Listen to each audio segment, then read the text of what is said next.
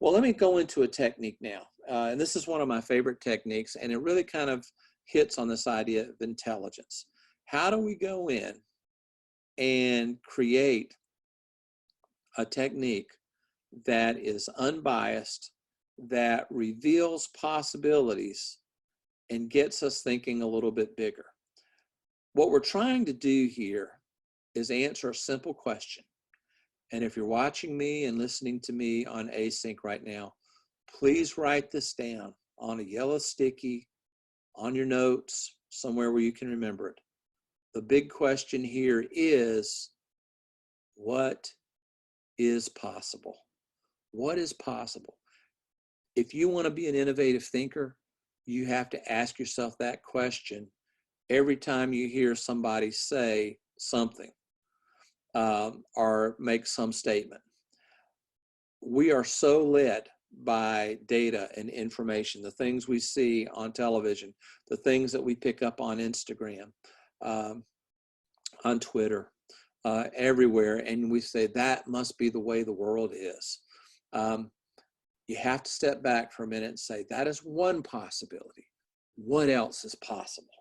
What else is possible out there? And that's what narrative building does. It's a technique that really answers that question, what is possible? Let me show you how it is used. Basically, the idea here is to get us away from convergent thinking. Take a look at the bottom right graphic there. We are programmed to converge. We get data, we get information, and then we fall on solutions fast, particularly if those solutions justify our past decisions, if they make our past decisions look good, and if it makes us feel more comfortable in the world. We will converge on that. We will absolutely run to that solution, and organizations as a whole do this as well. And that's the right-hand side, converging. What we want to do instead is diverge. We want to ask ourselves, wait a minute, how might this be done? How might we build this product? How might we recruit? What kind of payment system could we create? And what you want to do, and this is I'm going to give you this advice, and I hope you can hang on to it. Think outside the industry you're working in. When you go into an industry, whatever the industry is, if it's technology, financial services, you start to think like the people in that industry. There are many ways of doing things that are outside of your industry. Don't get trapped, and we call that localization, the idea that you localize something. You think only in terms of the industry that you're in. Try to think beyond the industry that you're in, or the situation you're in, the geography you find yourself in, even the people that you're hanging out with. Try to think beyond that. How might this be done? That's called divergent thinking. And that's what we're trying to do here through a technique. It is absolutely something that is done in all of these organizations, particularly when I was visiting the Children's Television Workshop in the Sesame Institute. It was amazing of how they thought about plot lines, how they thought about their characters, everything from the two old men that sit there and critique everything that's going on, to Big Bird, all the way to the Cookie Monster, and to Oscar, who happens to be one of my favorites, in the trash can. It's just Bert and Ernie, you think about it, Grover, these are all a variety of characters. Every one of those characters was created by thinking differently. Thinking in terms of divergent thinking. What is possible? What is possible? So let me show you how it works. How it works. My favorite technique, this is one in my consulting business, and what I do for Disney, for Apple, and for a lot of companies, this is what I do for them. I will go in and help them build narratives. Now again, narrative building is asking the question, what is possible? Let me get you started on how it works. One of the things that helps us think beyond our industry, think beyond our current situation, our current context, is to use small words to ask big questions. Small words give us so many clues about what is going on and causes us to think a little bit bigger. Now, small words are who, how, where, why, when, what, these types of words. So one of the things to do if you're going to take on this technique, and you have a chance to do it in your projects for this class, start out by saying who, where, when, how. Because when you say who is applicable to a lot of context. How? Applicable to a lot of context. And what it starts to do is unlock the possibilities.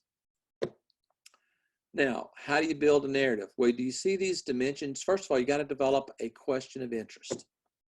Dimension 1 and dimension 2, as you see there in the diagram in the bottom right, that's going to be your who, your how, your what.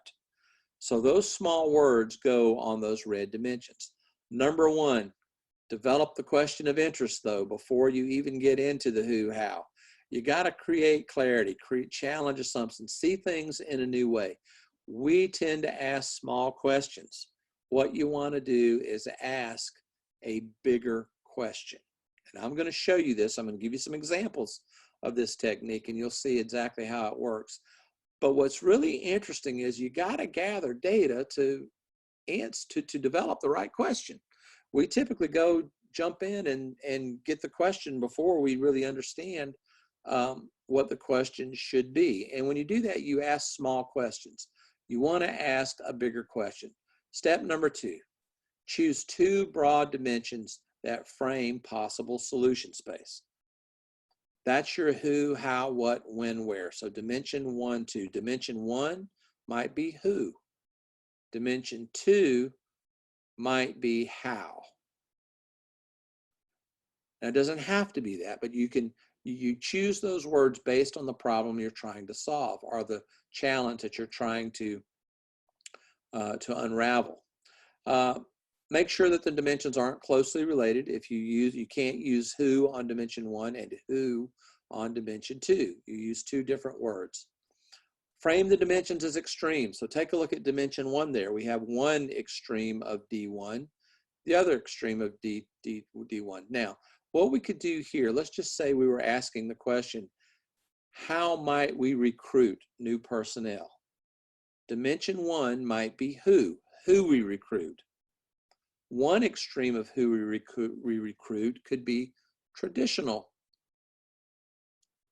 people, people that we've recruited before, people that seem to fit with our organization. That would be traditional people. There's nothing wrong with that. We're not trying to judge. Again, when you're doing this technique, you try not to judge. The other extreme, and I'm not trying to trick you, would be non-traditional people. Maybe people we've never recruited before. People that might be different. Now, I'm going to give you an example of this. In my group within Keenan Flagler, we're the strategy and entrepreneurship group. We were going to recruit someone. And what was really interesting to me was how everyone in our group wanted to recruit somebody just like us.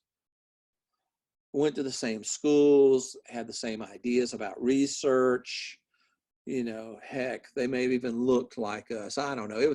It was kind of interesting to see. And I don't think that makes people bad per se. I think what it means, though, is that you're just comfortable. You know, why do we want to take a risk? But we weren't even considering the other extreme, which would have been non-traditional people in our department. What if we find people that went to a different university, studied different things, had a different perspective?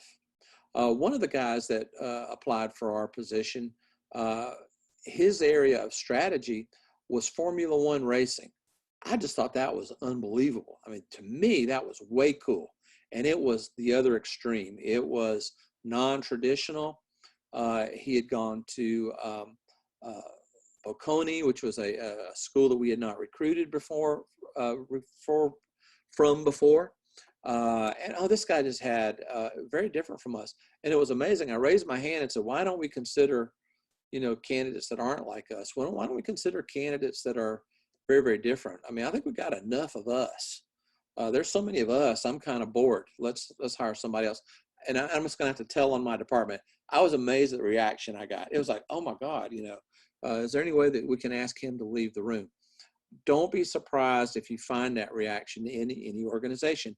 You tend to migrate toward what you've done in the past. But what you've got to do if you're going to answer the question, what is possible, is extend that dimension. So let's just say, for example, that first dimension is who we recruit. One extreme is traditional, the other is non-traditional. And then we could go to how we recruit them. Again, one extreme might be traditional recruiting. We have them apply to our job ad. We interview them. We decide whether we like them, on and on. Or another extreme might be that we go out and find someone from another university and we recruit them here. We perhaps find a different way to recruit. That would be non-traditional. Now, what you get here are 4 different narratives: narrative 1, narrative 2, narrative 3, narrative 4. In our recruiting example, traditional people recruited in the traditional way, that's going to be narrative 1, and there's going to be a strong, unbelievable magnetic pull for the organization to try to do narrative 1. You won't believe it. It's because that's the way they typically do things. Now, here's what I want you to see. I know we're far along in this video, but this is really important. The organization's going to they're going to love narrative 1. They're going to want to go there because that's what they've done in the past. But when you do that, look what happens. You leave out narrative 2, narrative 3, narrative 4. You're leaving out 75% of potential space. That's the mistake organizations make. That's the mistake. So again, we talked about this. You want to ask big questions, think outside your immediate context, choose different dimensions. Here's some ideas of how you might anchor those dimensions: who, where, what, how, when, where. Traditional, non-traditional, centralized, decentralized. You can choose any anchor that you want. What you're trying to do here is demonstrate what is possible. Now, this is a powerful tool if you're trying to influence senior executives and show them what is possible. So that's how you frame the solution space. I'm going to give you some examples in just a minute, real life examples. Then you build your narratives. Now, one of the things that I show here is how you might do it in terms of expanding your marketplace. You can have customers, traditional customers, non-traditional customers. Customers traditionally, the traditional customers are the ones who've always bought our products. We know who they are. We know their buying habits. Nothing wrong with that. Non-traditional are customers that perhaps don't buy our products. Perhaps they are non-consumers. They don't buy anything. The products we sell can be traditional, the things that we're familiar with, or they could be non-traditional products that we're not familiar with, but they're becoming more important in the marketplace. Now, one of the things you can see here, and to link it back to what we talked about in technology, certainly with the advent of biotechnology, nanotechnology, and even machine intelligence, pharmaceutical industry is changing rapidly. Now, the pharmaceutical industry has traditional customers. These are people that suffer from the traditional types of ailments. They have their traditional products. These typically treat symptoms of the products. But what you're really starting to see now are non-traditional customers that want to prevent these diseases. And the products they're looking for are actually medicines and technologies that warn them if the disease is about to be prevalent, or perhaps corrects the predisposition for the disease. Interestingly enough, the pharma industry is going to try to lock itself in that traditional grid because that's where they've made their money. That's where they're most comfortable. So the story goes that innovative companies and startups might be the ones that move out of that traditional space. And we're going to see in a little bit, that's your theory of disruptive innovation. The innovative company pioneers that new space when traditional companies can't do it. But the thing I want you to see here is how easy it is to get locked into only searching for 25% of available space. It's amazing. Happens to many organizations. So let's go in and take a quick look at some examples. So these are real life examples, projects that I have worked on and been involved with. Number one, Disney. Now, Disney is a great company. One of the properties that they have acquired over the last 4 or 5 years certainly is the Star Wars franchise. Star Wars is an interesting franchise. It is a iconic franchise. There is one bit of data that I think you will find interesting in Star Wars. There are more moviegoers that have not seen Star Wars than have seen it. That is an interesting tidbit of information, something that you might not have known, but actually most people that regularly go to movies have not seen a Star Wars movie. That's good. That's actually good data for Disney. Now there's an opportunity to go in and try to create something that might engage that non-traditional customer, the one that does not go see Star Wars. Well, one of the things they're trying to figure out is how to create new Star Wars entertainment. Now, what was interesting is as they thought about this, the question they came up with is, how do we film a Star Wars story? Now, it's easy to think that that's a great question. How do we do it?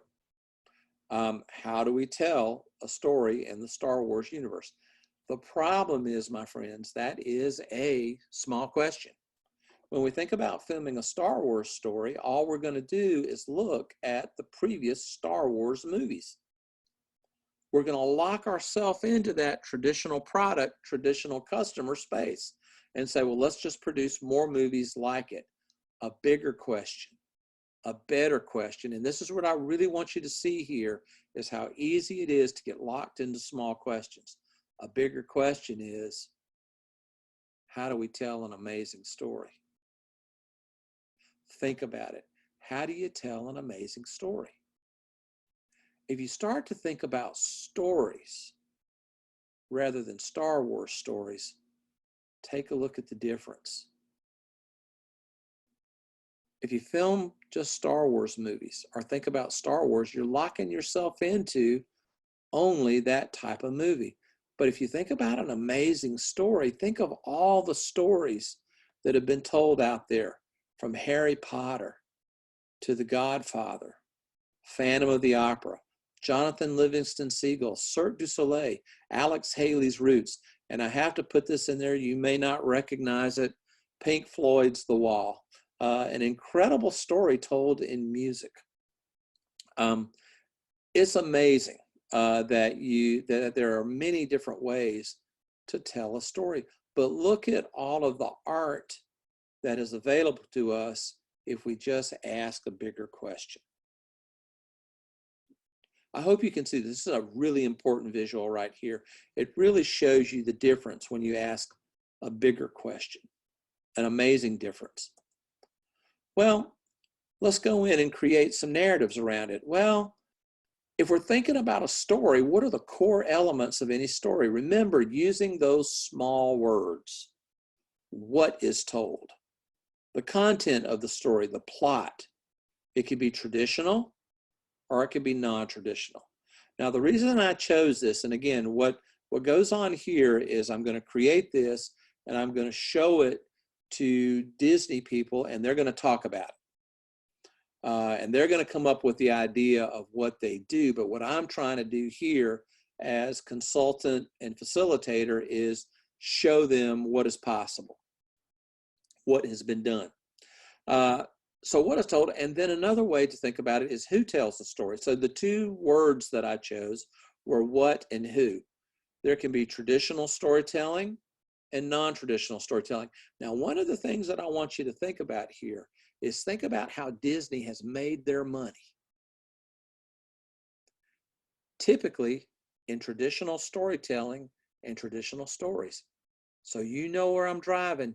There's going to be a huge magnetic pull for them to go traditional on this. And in fact, most Star Wars stories are traditional. A traditional story is a linear story. It has a beginning, it has an end. Good guys win, bad guys lose. Non-traditional story may be non-linear. It may have flashbacks. The good guys sometimes lose. The bad guys sometimes wins. Think Game of Thrones. Think Black Mirror, if you've seen that incredible show. Who tells the story is the storyteller. Traditional storytelling is one storyteller and a lot of people in the audience. There's nothing wrong with that. There's nothing wrong with that, but it's only one way to do it. Another way is to have non-traditional storytelling, many storytellers, many different perspectives, some that have lived in the past, some that live in the future, some that may not live at all. They may be ghosts, they may be saints, they may be spirits, lots of different storytelling perspectives out there. Now, here we go. Let's put these together in a nice 2x2. And we talked about this, the idea of storytelling. Again, some context here. Traditional storytelling versus non-traditional storytelling, traditional plot and non-traditional plot. Now, what I'm doing here, and this kind of gives you something to think about behind the scenes, what I'm trying to do here in these two diagrams, because this is part of the visual that that I have shown Disney, is to show them, give them some definition, and tell them what a traditional storytelling context is and a non-traditional storytelling. Now, what I'm going to do here as well is, as I'm presenting this to them, is tell them, think about movies, books, stories, albums, Broadway plays that might have one or more of these. A traditional storytelling context, traditional plot context, non-traditional plot context. Because what you're trying to do here, again, is think outside the boundary of your industry. Who's done this? What is Cirque du Soleil? Is it traditional storytelling, traditional types of stories? Absolutely not. It's very non-traditional out there. Yet, a story like Hamilton may be a little bit more of a traditional type of story, but told in a non-traditional way, using modern music, using rap, using non-traditional characters. The storytelling in that is quite a bit different. And so Hamilton, as far as a way to tell a story, is not traditional. It uses a little bit of both across plot and storytelling. Well, if we put all these things together, you get 4 narratives. The storytelling can be traditional, can be non-traditional. The story can be traditional, non-traditional. Now, this is a boring looking plot. This doesn't really give you a lot of context. So what you do to liven it up and start to try to reveal what is possible to your audience is you put examples in there. Now, I just chose these examples. Again, because the company I'm working with is Disney, I tried not to put Disney movies per se in here. I wanted them to think beyond Disney, beyond what their present context is. I could have put Broadway plays in there. I could have put a lot of different things in there. One thing that I'm doing here as well is trying to keep it simple. Traditional story and traditional storytelling, I just call that La La Land. Contemporary movie, it was something that they had, at the time that I was presenting this to them, it was a very current movie. Boy meets girl, girl meets boy. They sing, they dance. I think it kind of ends. It does certainly not, in a happy ever after couple, but it's a feel-good type of movie. It's not the brand of movie I like the most, but it kind of goes with the theme. Almost anything Disney has done traditionally fits La La Land, from Cinderella to Toy Story, from Pixar, all the way through. There's nothing wrong with it. There's nothing wrong with it, and that might be the way to go. But it's only 1/4 of possibilities. That's what I really want you to see here. 1/4. Sixth Sense, non-traditional story, but told fairly traditionally. the psychologist is treating a boy who believes he can see dead people. Throughout the movie, the psychologist tries to help the boy to try to remedy his condition. At the end of the movie, we find out that the psychologist, played by Bruce Willis, has also died. He himself was dead, and the boy could see, hear, and communicate with him. It's an incredible twist. Even in Star Wars, there was a Sixth Sense type of moment, and that was when Darth Vader reached down and said, "Luke, I am your father." If you haven't seen it, look it up on YouTube. It's there. So even Star Wars had played with that type of movie. A traditional story told non-traditionally is Blade Runner. Fantastic movie. The reason it's non-traditional, it's Cirque du Soleil-like. There's very little dialogue. There's a lot of visual, and there is an incredible soundtrack in Blade Runner, the original movie, that really plays with the senses. It's an amazing, amazing combination of visual effect, futuristic type of setting, and soundtrack, and it goes along with our technology of robotics, if you will, and I will leave it right there. But it's an incredible movie. Cirque du Soleil would fall in there as well as that type of what I would call presentation, of a story. I don't even like to use the word movies or anything like that. You try to say that's one presentation of the story. Again, you've got to be very careful about the language you use when you're trying to influence an audience. Non-traditional, that's just Pulp Fiction. That's Quentin Tarantino's space. I would say that's Black Mirror space. In fact, anything to the right on this grid is Hulu, HBO, and Netflix space. I'm trying to think. Where would I put Tiger King now that we're thinking about it? I would probably say that that is traditional storytelling, but a very non-traditional story, at the very least. I think that's being kind. So anything Netflix like or HBO like, they really have pioneered that right-hand space quite a bit. So what you're doing here is trying to give them alternatives. The goal then for the executive team is to think about how they might tell the next Star Wars stories. And these movies are to come. So it's not Mandalorian. These are movies that are yet to come after the rise of Skywalker, and they will not be rooted in the Skywalker story. So we'll see what happens there. I'm not responsible for what they might decide there. My goal and my responsibility to them was just to show them what is possible, and then they work it out. Let me show you one more as we wrap up here.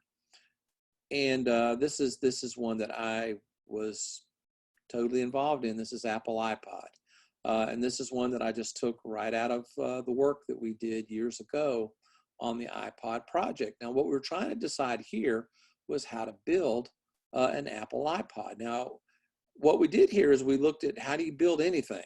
What is the core elements of a build? Compatibility is something that you think about in the building of almost anything. We could make it compatible with Apple, or we could make it compatible with anything. Up to that point, everything Apple built was only compatible with Apple. There's going to be a strong magnetic pull to the left. Then how we build it. We could insource it or we could outsource it. Up to that point, everything had been insourced at Apple. Now, our job as a team there, when we're starting to think about how you build this, and I was part of the design team on this particular project, was to think a bit broader than what had been done in the past. And really part of that was because the marketplace had changed. It was easier to go out and contract manufacturing. It was easier to share the component parts of what you might want to build with potential contractors. And standards were starting to prevail in the industry. And those standards are pretty good standards. which started to drift the compatibility issue away from Apple toward anything, and how you built it towards outsourcing, although certainly those gauges would have been to the far left in this diagram for anything that was built prior to an iPod. And in fact, again, not only were we looking at this for iPod, but for iMac as well. So you're kind of opening up the conversation of how you might build different types of equipment out there. If you get into the device build, certainly here again, same standard operating procedure here. You're trying to think about, do we insource it, dominantly? Is this going to be part of what we do? We're going to own all the production. Now, the advantage there, and there are lots of advantages to insourcing, is certainly number one, quality control, protection of intellectual property. Those are a couple of things that I think really start to move the needle toward the insourcing. But as we were finding at the time, outsourcing also had potential upsides. Number one, speed to market. I think that was the thing that really was driving that. And certainly, I'm going to have to say there were component manufacturers that were just as good or better at the time that were starting to emerge in the marketplace. So things had changed from the time that sort of the modus operandi of Apple, had developed around computing. It had changed. And I think this is the adaptability piece. This is the improvisation piece of a very innovative organization. And it's really made possible by a technique like this. If you take a look again at compatibility, this one was really sticky. This was really hard. You can make it compatible only with Apple. That, again, locks down the marketplace to your customers. It might convert customers of Dell equipment to Apple equipment. That was one possibility. It would certainly be a nice add-on to an iMac. You sell an iMac and you get an iPod with it. There were lots of things that were driving it to the left. If you look to the right, making it compatible with anything, well, you're entering a new marketplace. You become the standard bearer for that marketplace, or you become the device that everybody's chasing, even though at the time there were other music devices out there. Certainly, you could lower the costs by making it compatible with anything. You didn't have to develop standards. You didn't have to protect a whole lot of IP. You just use standards that prevailed in the industry.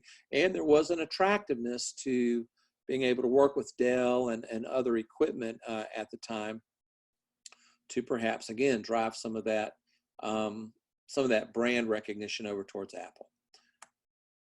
Well, what happens here is, again, you set this up as a 2x2. You got in-source, outsource on the build, compatibility, Apple, or compatibility with anything. Now, there's a method to the madness here. The person that you're trying to influence here is a huge Beatles fan. And so we used Beatles recordings to try to illustrate each grid. The Please Please Me grid was what Apple had always done. And that's why we chose Please Please Me, the first Beatles album.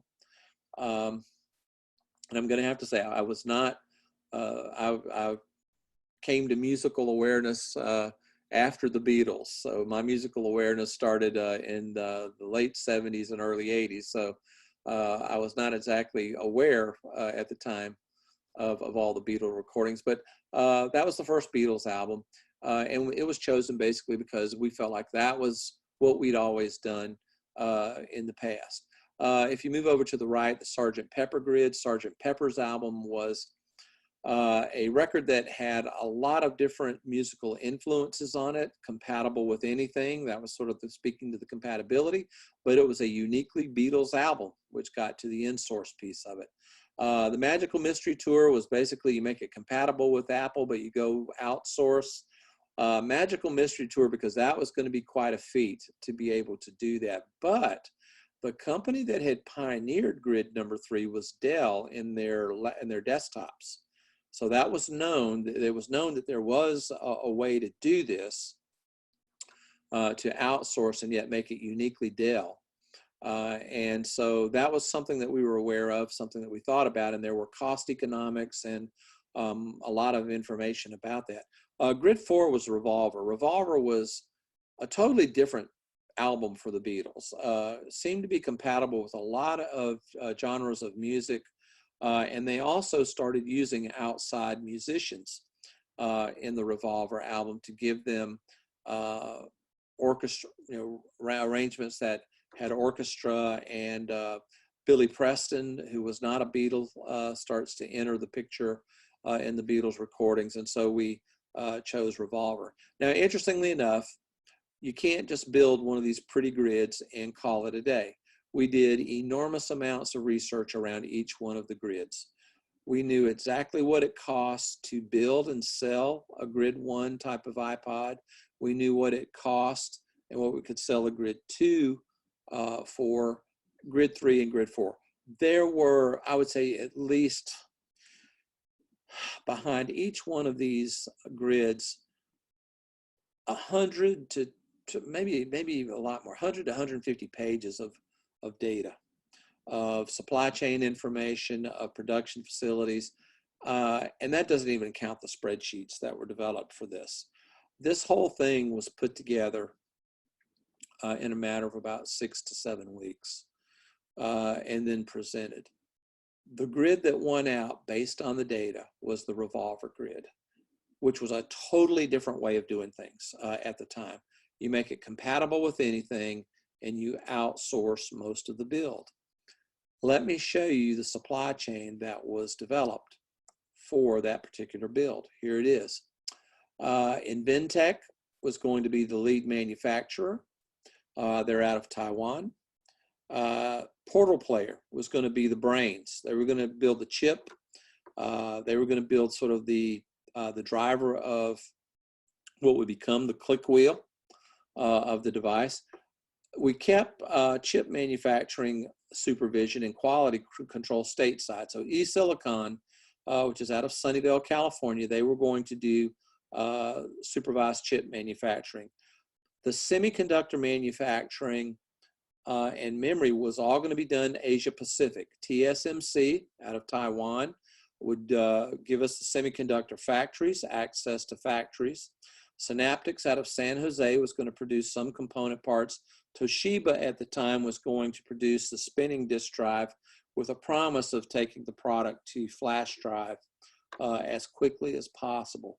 So that was the initial supply chain. The way the logistics worked on that is you had Asia Pacific manufacturing. You put the ships on container out of Shanghai to the Aleutians all the way to Alaska, where they were warehoused. From Alaska, either air or rail to Seattle, air or rail, whatever was better and cheaper. Distribution from Seattle south to California, Seattle west through Kansas City and to the East Coast, with options on that on those transportation contracts to change vis-a-vis energy prices. Now, let me tell you this. The reason I tell you this, there's as much innovation that goes into this diagram as there does into the design of the click wheel. I mean, you got to really be able to design a supply chain and be very innovative about it. So again, there were other narrative building exercises that went into different supply chain, different transportation types of alternatives. And all of that is watched very, very carefully. Should your transportation strategy, if you will, our network change, that was immediately known, and then you would improvise, or you would pivot and try to find a different transportation strategy. But the manufacturing piece of it, what you see here in Inventec all the way through, has to stay pretty constant, because you've got to develop contracts with these particular manufacturers. So TSMC, they're going to sell you capacity in their factories, and that's contracted capacity, which is renegotiated as that contract comes to an end. The problem, I think, there was that not enough capacity was bought into those manufacturing facilities. So when the product did get lift off and when it did become very, very popular, unfortunately, those contracts had to be renegotiated sooner than you wanted. But the reason I tell you this is that if you're really interested in this, and I think that for me, I wasn't necessarily aware of it until I was neck deep into it with this particular project years ago. It's pretty fascinating. Putting together supply chains and then watching those supply chains change and trying to adjust them and pivot as new conditions warrant. So this gives you a way of thinking about innovation in terms of a technique. So what we saw tonight, man, it was so action packed. I hope you enjoyed it. I enjoyed every minute of that. That was so much fun. You get an idea about the most innovative organizations. Now, the examples we showed here tonight were Apple and Disney, but for every one of these organizations, all the way to DARPA, to the Mayo Clinic, all the way to the Sesame workshop, they all use this type of technique to reveal what is possible. The next time we meet, we're going to dive into design, how companies design products. We're going to get into analytics, and we're going to get into investment. I hope you enjoyed tonight's broadcast. I hope you took away some interesting insights. Remember the key question: what is possible? Until next time.